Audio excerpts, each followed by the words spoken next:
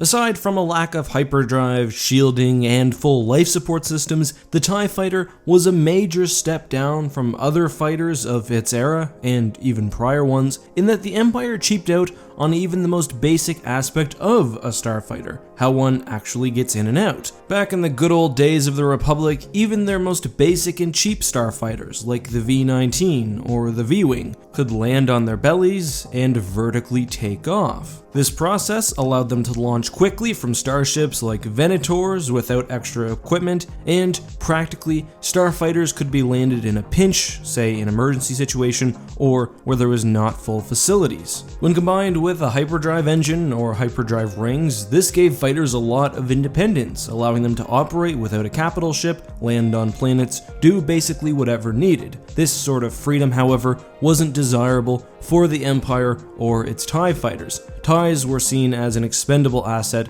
of a capital ship, which itself typically executed most Imperial missions. Now, technically, it was possible to land a TIE fighter on its wings, but it wasn't supposed to, and there doesn't seem to be any way for a pilot to embark or disembark from a TIE landed in that manner. TIEs don't seem to come with a portable ladder. We know they have very minimal interior space. So if you land a TIE outside of a rack, unless there's some sort of tree or structure nearby, well, exiting the vehicle is possible, though perhaps painful if you're injured. Getting back in may not be. In Battlefront 2, for example, we see that even on designated landing pads, special equipment is needed to rack the fighters so they're not actually sitting on the surface, and so pilots can easily reach the cockpit. And this need for extra equipment shows us one of the TIE fighters' less discussed issues. I mean, yes, it definitely does suck that your pilots are super limited in the type of missions they can run, but what's more, to even use TIEs, your entire fleet now needs to be refitted or built with special racks. So the Republic Venator, which had great carrying capacity and might have actually complemented the ISD nicely, probably wouldn't work in its stock configuration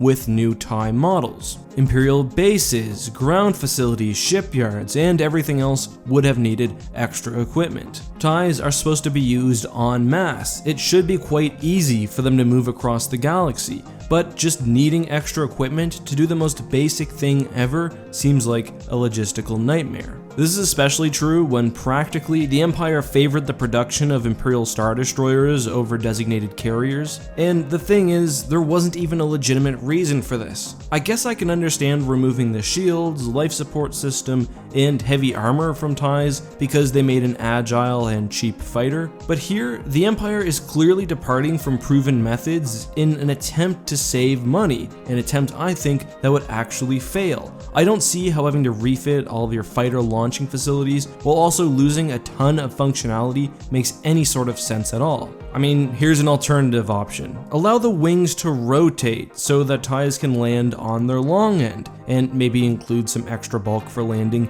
if needed, just to support the weight of the craft. It's not like you need extra thrusters or anything else. Repulsor lifts can take you down nicely. It's just physically getting on the ground that's the problem. Once you're down, you can use the existing top hatch as a sort of door during emergency landings or when landing somewhere without a rack. Sure, you do add a bit of moving parts and a bit of cost, but overall, this was something very common in starfighters, so there's no reason why the TIE couldn't incorporate some sort of similar wing design. This would also maintain the racking functionality. Perhaps launching racks aren't wholly bad. They may help save space or help fighters to get into the action quickly. However, if the TIE wings can move, this at least removes the necessity for them. For example, in this scene of Revenge of the Sith where we see the V-Wing, the TIE wouldn't have worked because it can't land on this platform. It would have needed to either land on a pre-constructed rack or just keep flying around. That's the most minor example. What if the pilot needs to crash land somewhere? What if they need to take off from a makeshift base? I mean, there are just a ton of reasons why this TIE design makes no sense at all. Today's question of the day comes from Riley, who asks, do you suppose there was ever a moment that Legends was just too ridiculous to take seriously?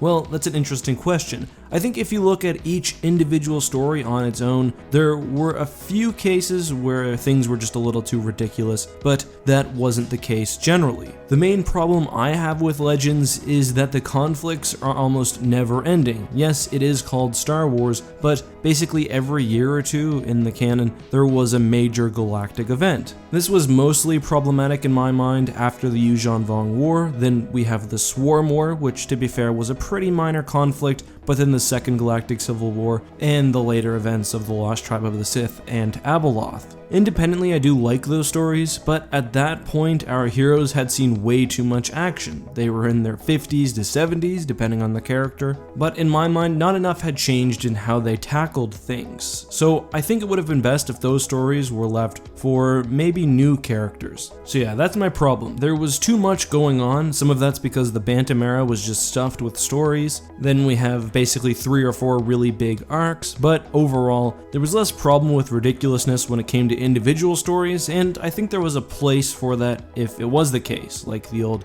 Star Wars comics, for example. But thank you very much for your question. If you guys have something you'd like to see me answer, leave it down below with the hashtag AskEck, and make sure to subscribe with notifications on so you don't miss a video where I answer your question. Anyway, until next time guys, this has been EckhartsLadder. May the Force be with you.